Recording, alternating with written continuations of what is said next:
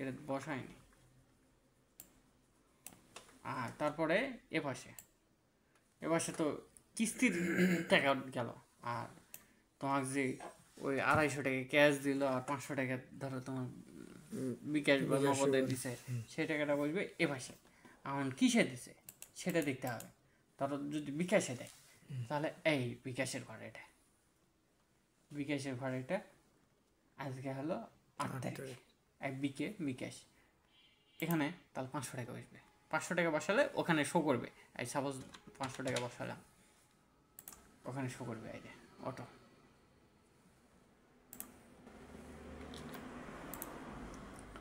তো এখানে বসাতে হবে, এখানে তারিখ দিতে হবে। এখানে ঠোকা দিলে এখানে নীল হয়, সবুজ হয়ে উঠবে। এখানে 500 টাকা বসালে, যদি নগদে হয় তাহলে এঘরত বসালে। আর যদি তোমার বিকাশ থেকে যদি পেমেন্ট হলো এই পুবালি করো না, বিকাশে কেউ পেমেন্ট করতে চাইলে এটা দিবা, বিকাশের ওটা দিবা না, এটা দিবা, এটা টাকা কম কাটে। ঢুকে দেবে বিকাশই ঢুকবে, সমস্যা নেই। পেমেন্ট, এটা পেমেন্ট, ওটাও পেমেন্ট, বিকাশের এটাও পেমেন্ট, এটাও পেমেন্ট। হ্যাঁ, কিন্তু এটার টাকা বেশি কাটে, এটার টাকা কম কাটে। বলবা যে আপনি এটাতে বিকাশ করেন, পেমেন্ট করেন, সমস্যা নেই। নগদের ক্ষেত্রে নগদ আলাদা,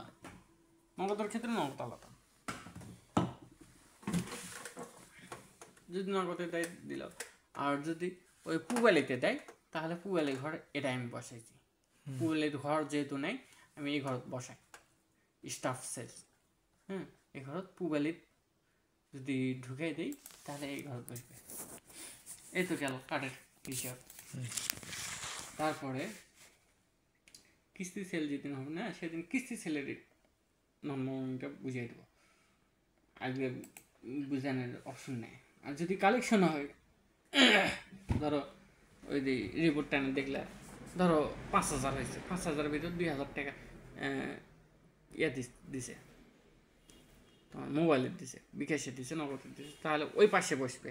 দেখে দিলে আমি কিন্তু কার্ডই এ পাশে বসবে, এ পাশে সেলের ঘর, এ পাশে হলো কালেকশনের ঘর।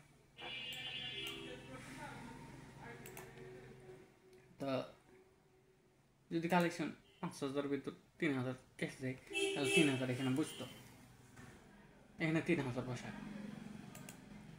এ ঘর বললো আবার এ ঘর 3000 বসাবে, 3000 এরকম বসাই দিলে। তারপরে এক্সপেন্স এখানে সরাসরি বসে না, এখানে টাকা বসে না। এক্সপেন্স বসাতে হলে এক্সপোর্ট এই অপশনে যাইতে হবে।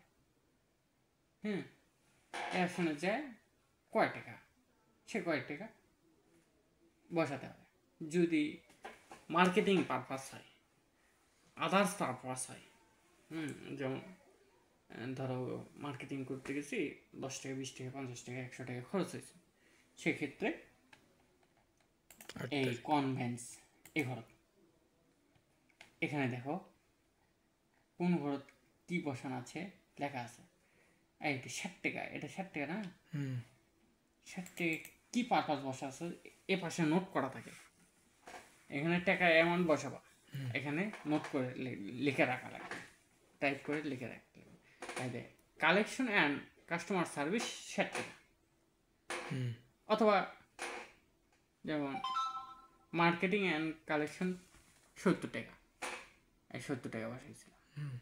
তারপরে ইন্টারনেট বিল 800 টাকা, সাবস্ক্রাইব অ্যান্ড ডোনেশন। এ পাশে ফলো করে এ পাশে দেখলি বোঝা যাবে কোন ঘরের টাকা, মানে কিসের টাকা কোন ঘরত বসা হচ্ছে।